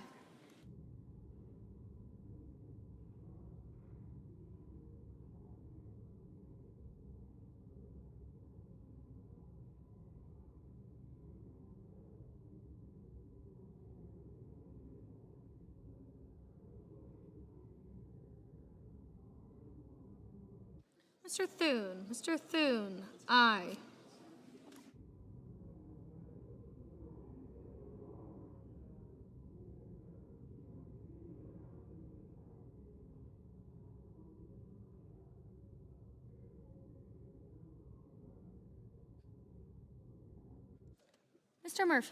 Mr. Murphy, no.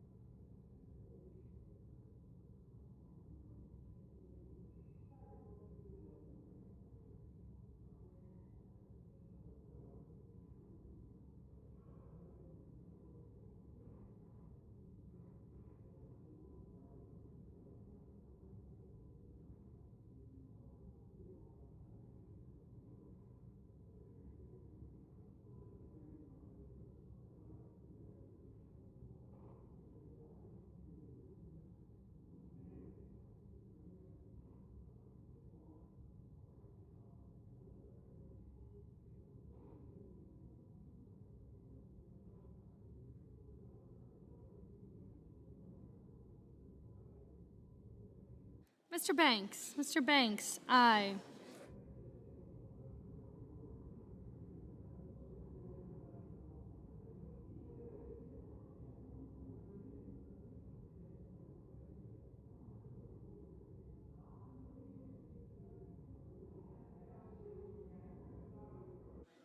Mr. Schumer, no. Ms. Klobuchar, no.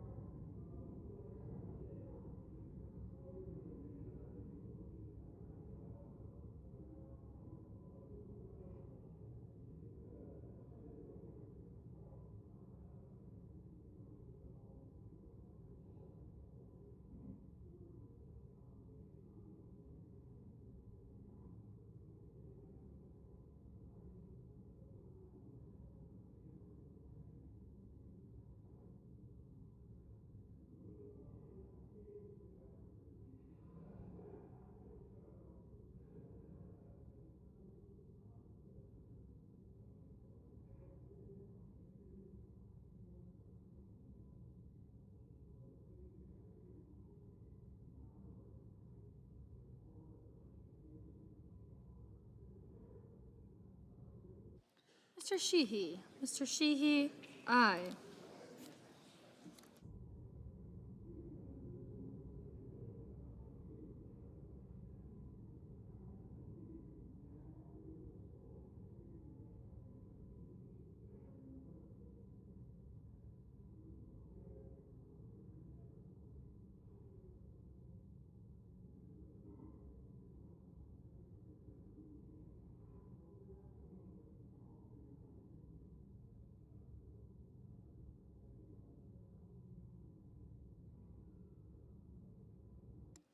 Mr. Van Hollen, no.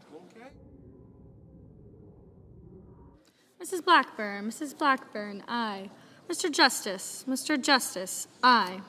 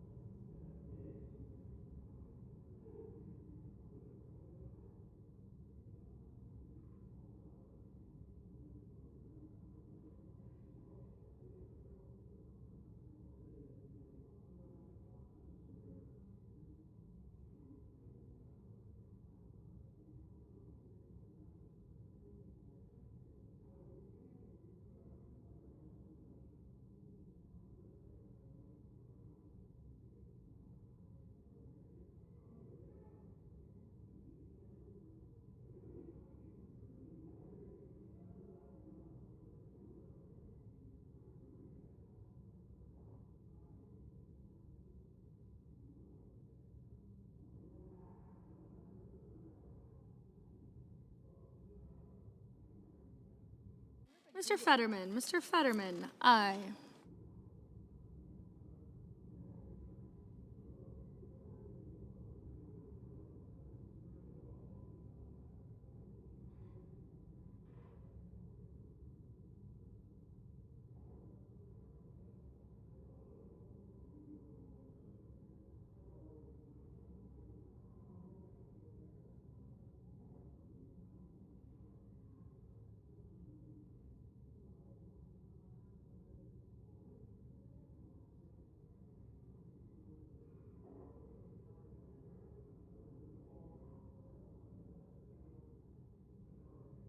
Mr. Mullen. Mr. Mullen, aye. Mr. Curtis. Mr. Curtis, aye.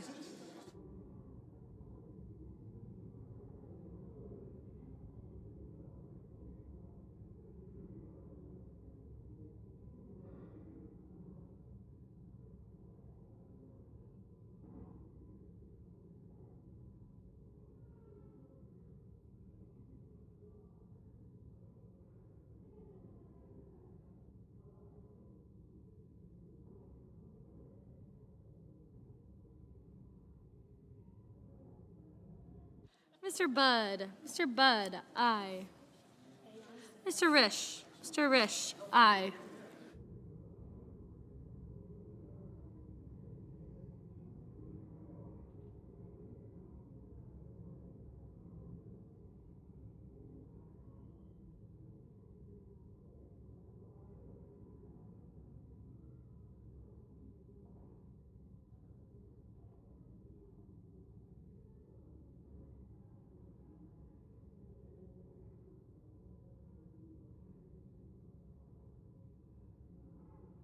Mr. Tuberville. Mr. Tuberville, aye.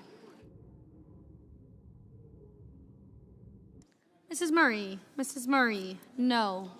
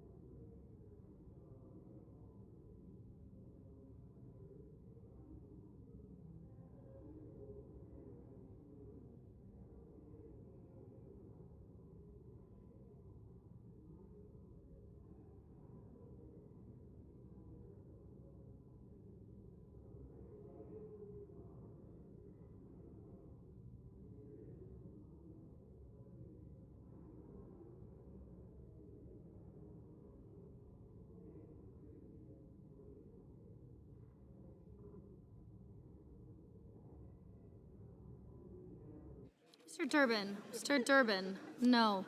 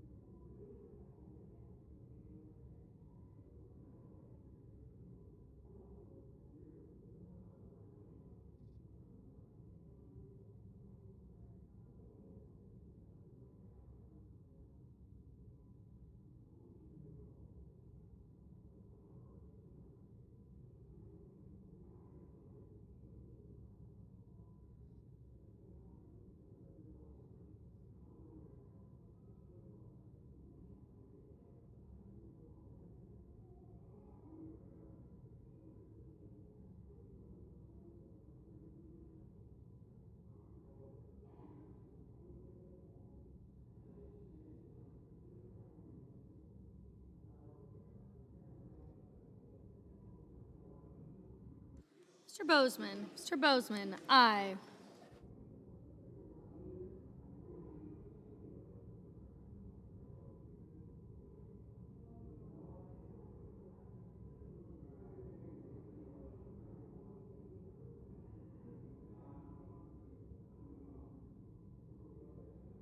Ms. Moran. Mr. Moran, aye.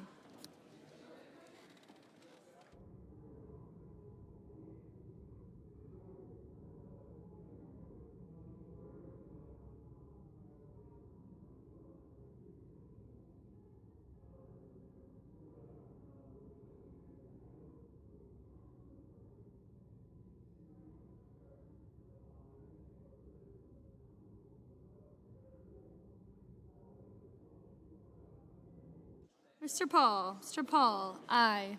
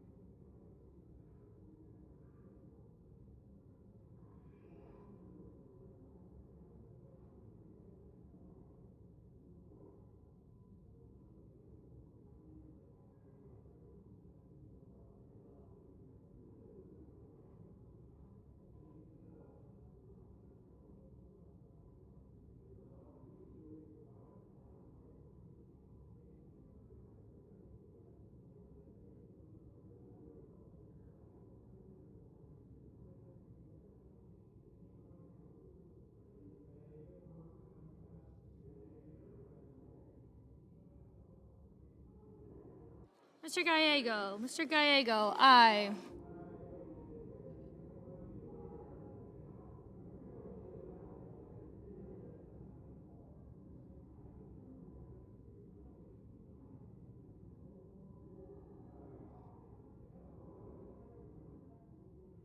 On this vote, the yeas are 59, the nays are 36. The nomination is confirmed.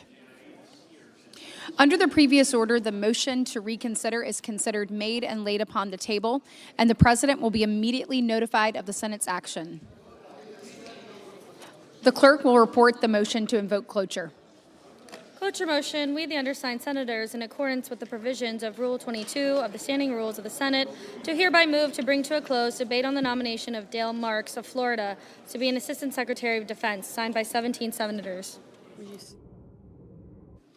Under the previous order, the mandatory quorum call under Rule 22 has been waived. The question is it the sense of the Senate that debate on the nomination of Dale Marks of Florida to be Assistant Secretary of Defense shall be brought to a close? The yeas and nays are mandatory under the rule. The clerk will call the roll. Ms. Alsobrooks, Ms. Baldwin, Mr. Banks, Mr. Barrasso.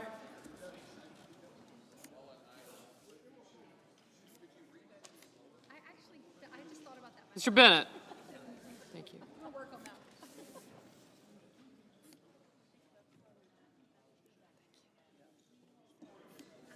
Mrs. Blackburn.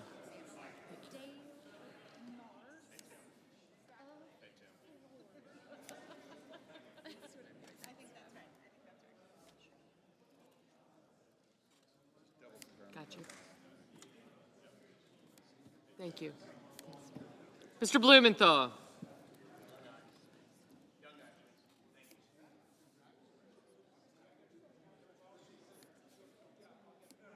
Thank you.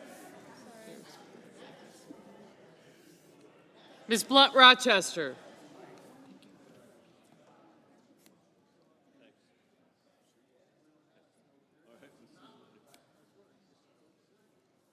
Mr. Booker. Mr. Bozeman. Mrs. Britt. Mr. Budd. Ms. Cantwell. Mrs. Capito. Mr. Cassidy. Ms. Collins. Mr. Coons. Mr. Cornyn. Ms. Cortez Masto, Mr. Cotton, Mr. Kramer, Mr. Crapo,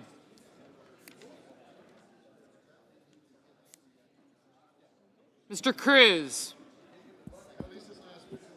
Mr. Curtis, Mr. Daines, Ms. Duckworth,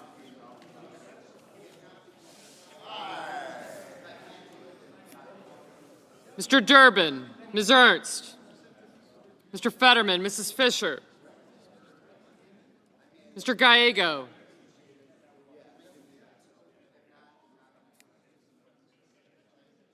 Mrs. Gillibrand, Mr. Graham, Mr. Grassley, Mr. Haggerty, Ms. Hassan,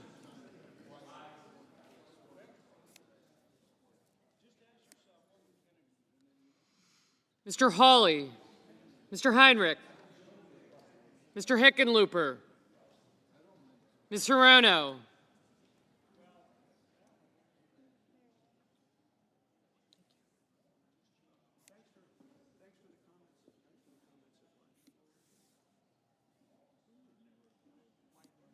Thank you.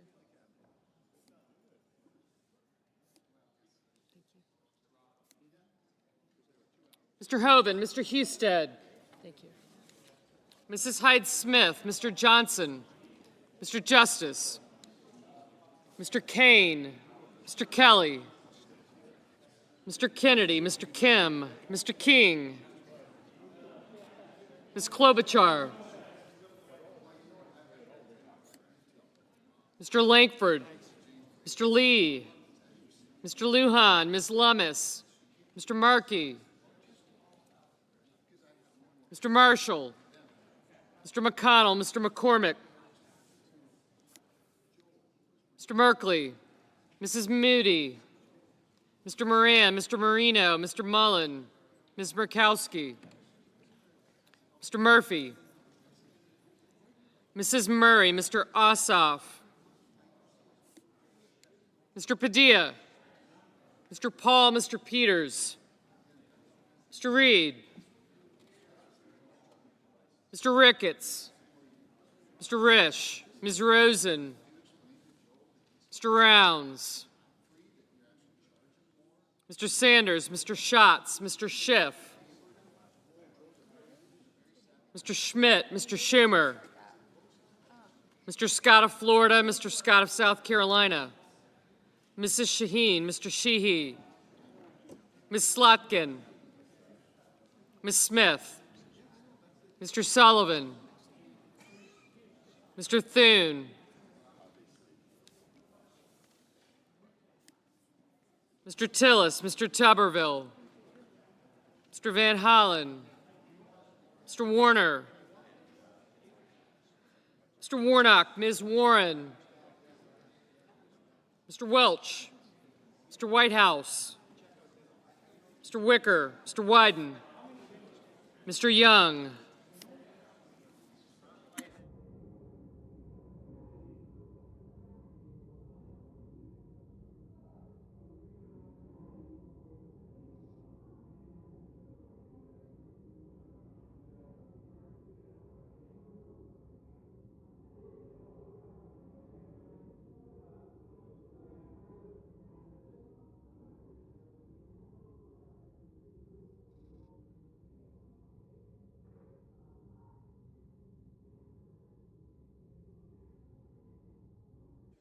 Senators voting in the affirmative: Barrasso, Bozeman, Britt, Budd, Coons, Cornyn, Cotton, Kramer, Curtis, Fetterman, Fisher, Grassley, Haggerty, Hoven, Justice, Kennedy, Kim, King, Lankford, Lummis, McConnell, Moran, Marino, Mullen, Paul, Reed, Ricketts, Risch, Sheehy, Thune, Warner, Wicker, and Young. Mr. Husted, aye. Senators voting in the negative: also Brooks, Bennett, Cantwell, Cortez Masto, Duckworth, Durbin, Heinrich, Murray, Peters, Schatz, Smith, Warren, and Wyden. Ms. Ernst? Aye.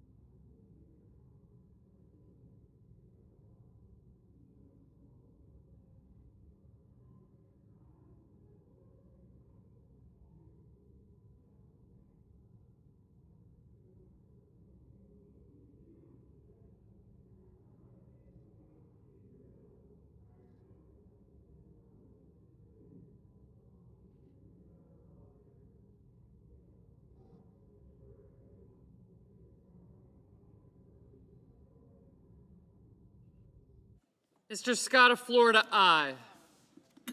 Markey, no. Mr. Schumer, no.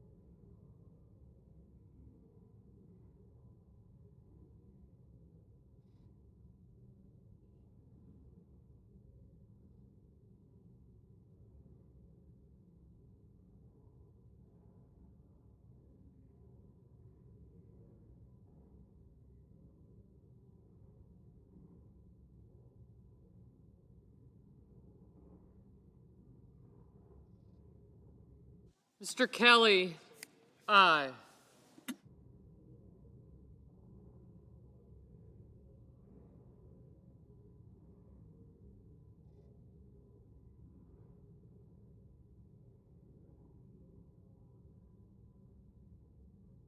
Ms. Slotkin, aye. Mr. Hickenlooper, no. Mr. Marshall, aye.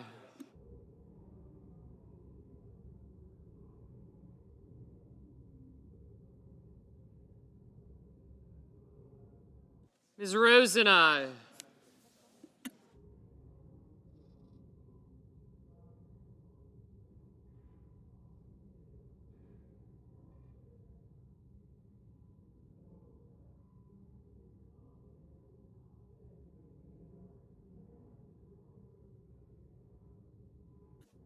Ms. Klobuchar, aye.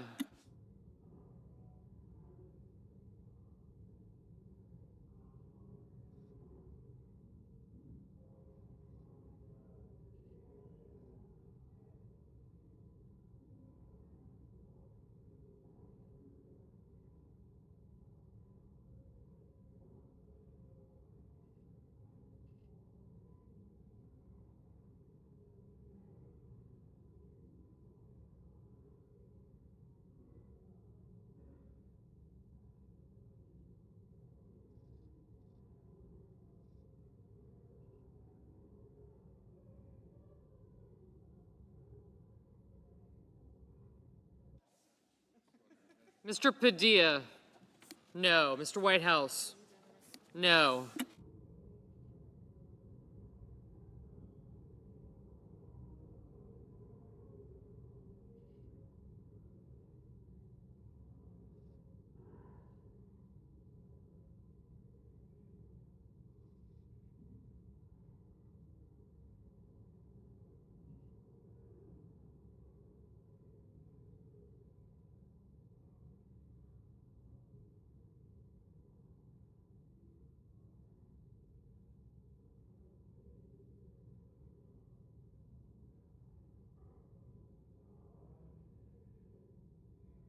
Mr. Scott of South Carolina, aye.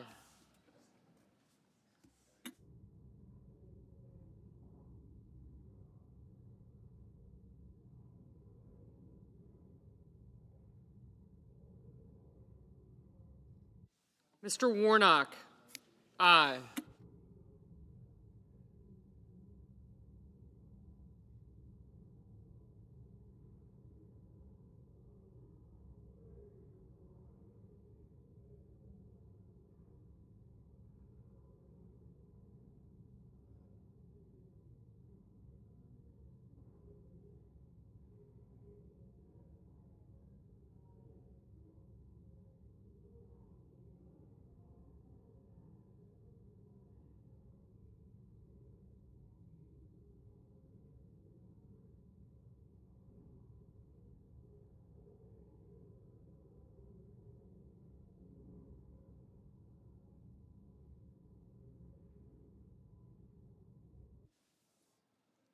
Mr. McCormick, aye. Mr. Cassidy, aye.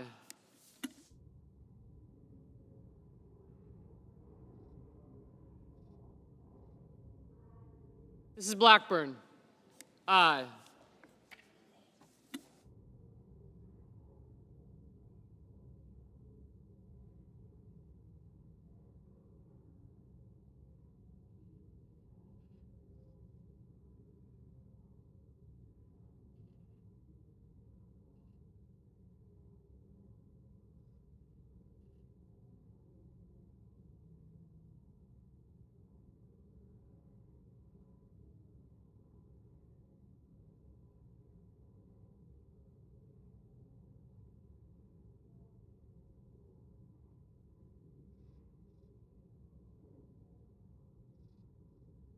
Ms. Hirono, aye.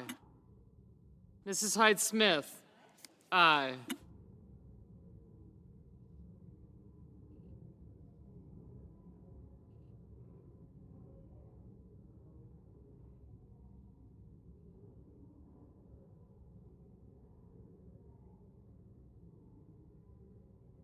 Mr. Tuberville, aye.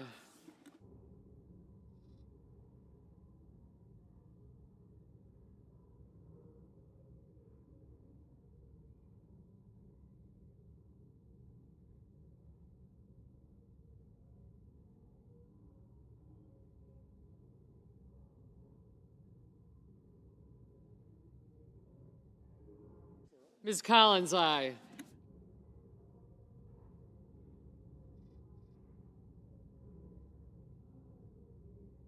Mr. Banks, aye. Mr. Schmidt, aye.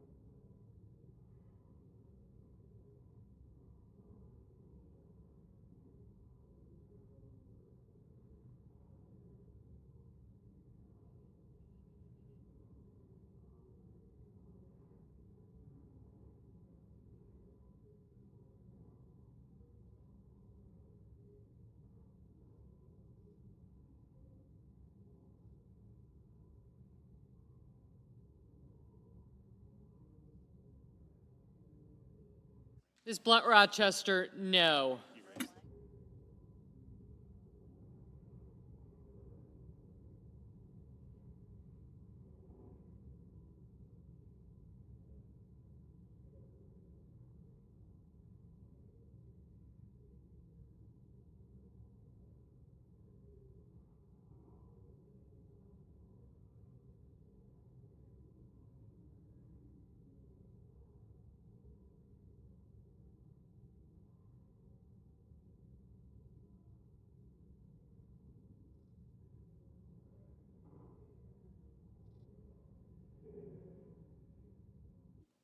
Mr. Kane, aye.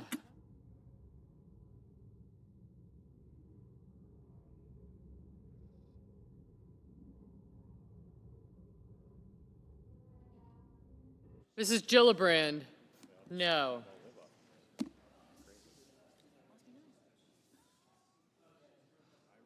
Mrs. Moody, aye.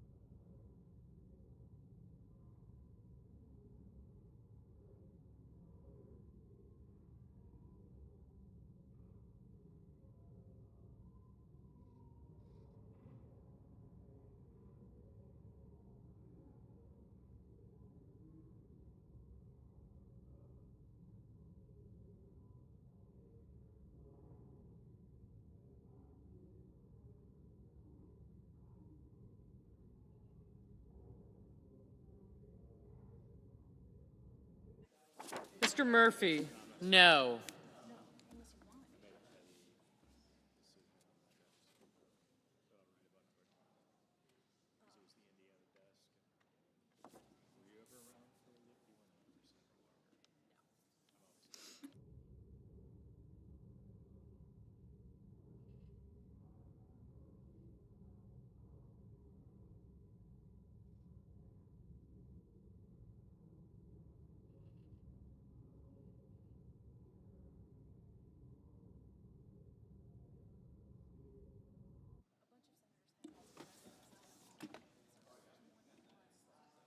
Ms. Hassan, aye. Mr. Johnson, aye. Mr. Schiff, aye. Mr. Rounds, aye. Mr. Merkley, no. Ms. Baldwin, I did. Ms. Baldwin, aye.